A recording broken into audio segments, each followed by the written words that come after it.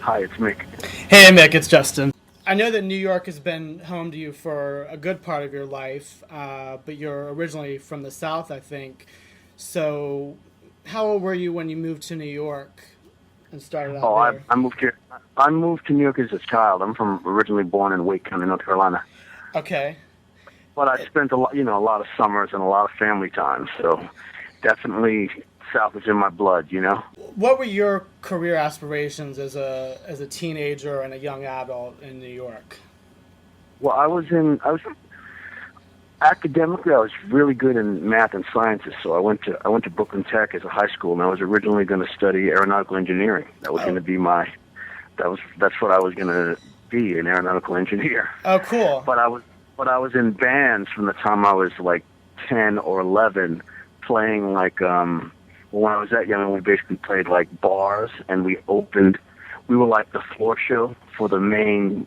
A lot of these clubs had like jazz trios or whatever, Right. and my little band, we would come on and play like a little set, and we would do like the songs that were out, at that time. We would do like 4 or 5 songs, and Okay. then we would do kind of social dances where people belong to they belong to all these different kind of organizations where it's like a women's group, Right. but they give annual dances, and because they give annual dances, other women who give annual dances would Uh huh. also use us to play for their gigs. So we would play like a couple shows a week, pretty much all year round. I mean, on the weekends, Friday and Saturdays, we pretty much played all the time, and occasional, barbecue and things like that. So I did that all through from 10th grade, and I started getting into bigger and better bands as I got older. I had like 4 or 5 different bands. One of them was Sass band, Jack Sass, and we did a record that never came out, but I did a 12-inch called Much Too Much. Right. The one that And you we just wrote with Lala, right?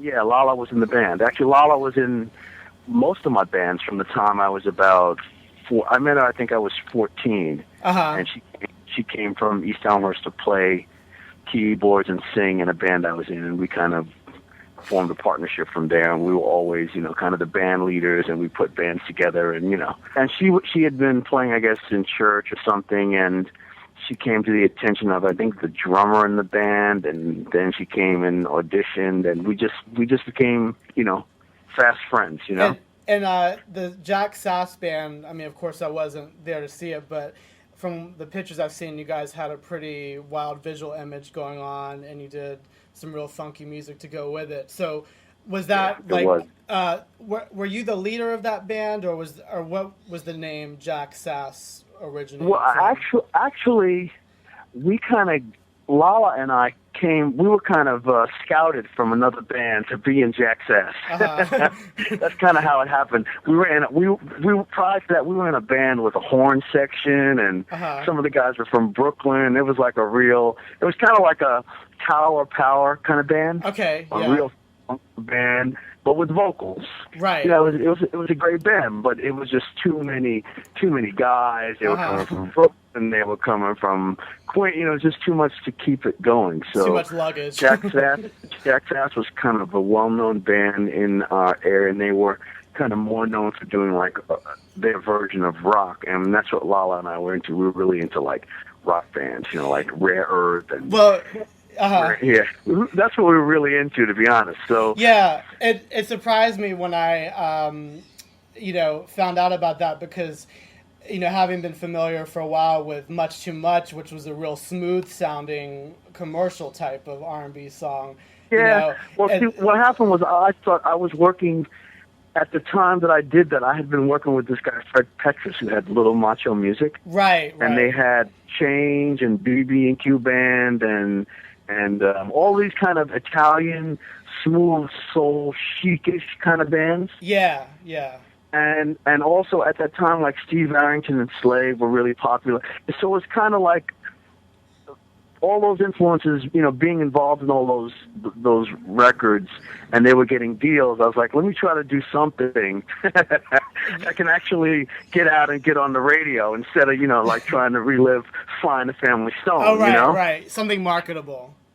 Yeah, exactly. So Uh-huh. that's kind of what that was. So Mm. it was actually the ends of Jack Sass. We were like, I'd already kind of decided that I was gonna either go into more management and production. Uh-huh. I was just gonna try and go in a different direction. So that was kind of the last thing, and that was the first thing that I really had like complete control of, where I was like, this is the song, this is how we're recording it, you know, let's do it. It was kind of that. It was kind of that way. There was another project that came out. I think it might have even come out after the system had come out, but I got the impression you did it earlier on.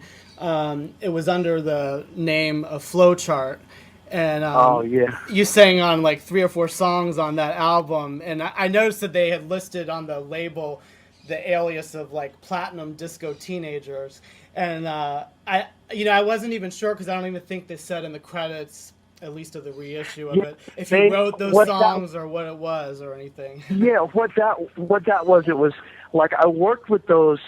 Let me. I was working with Petrus, but I never got to record anything for him. Like I would always turn in these demos of Uh-huh. songs that I thought were good that would fit into the change or the BB&Q pattern, and I Right. just never got a song on there. But when Much Too Much came out and they heard it, they were like, "Oh wow, why don't you come do these demos for us for this Okay. project Flowchart?" So it Okay. was a demo. I don't think I ever got paid for it or anything. It was like, here's some tracks, write some lyrics. We're going to do a session on Saturday. Just come and sing. And I think I sang all those songs. So it was really a demo, and I didn't hear about it till years later. Okay. Seriously. Okay. Yeah, So exactly. was Much Too Much the first song of yours that you actually had published, or had there been ones before that as a There were songwriter? songs there were songs before that. We did an album.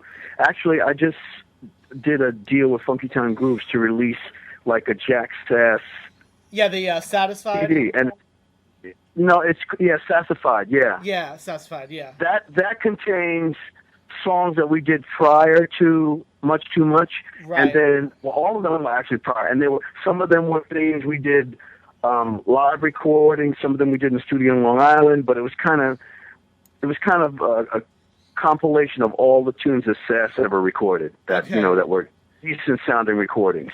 You mentioned that you had wanted to go more into the management side, and obviously you did some of that as well as sound work, I guess, or as a sound technician for the Sugar Hill Gang and Well, Grandmaster. I kind of went on. I was like a road member for them. Okay. I went and I did sound. Like basically, the job was to be a sound man, but Okay. the gig was setting up the gear too. Okay, so you did all the dirty work too. Yeah, it was one of those yellow school bus tours, Uh-huh.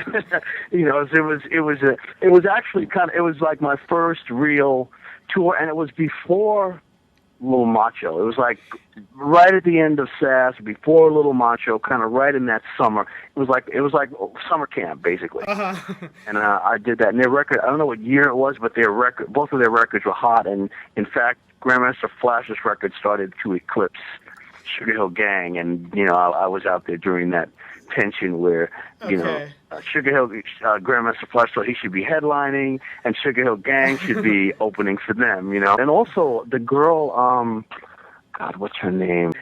Angie Stone was on that tour too. She must have been 13 or so, and Yes, she was singing with this group called the Sequence. Yeah, Exactly. Yeah, I got their She was albums. on that tour, man. She was singing her ass off way back. It was not a joke. Now, was that Sugar Hill affiliation how you first met Grandmaster Melly Mel, or is that just a coincidence? Yeah, that's how I first met him. I actually was a little bit closer with Flash Okay. because they were kind of the underdogs. I think we rode the bus together.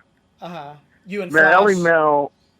I was closer with Grandmaster Flash, kind of. He was the kind of more calm one. The rest of them were a little bit wild. Uh-huh. and so Yeah, you that's seem kind like of a little bit more of a mellow kind of guy. I could be wrong. Yeah, I was but- definitely more mellow, particularly at that time. I was just like, get me home in one piece. Uh-huh. Let's not get killed on tour. Exactly. You get paid at the end of the night, and you're like hiding your money in your boot because you don't want to get. It was kind of dicey.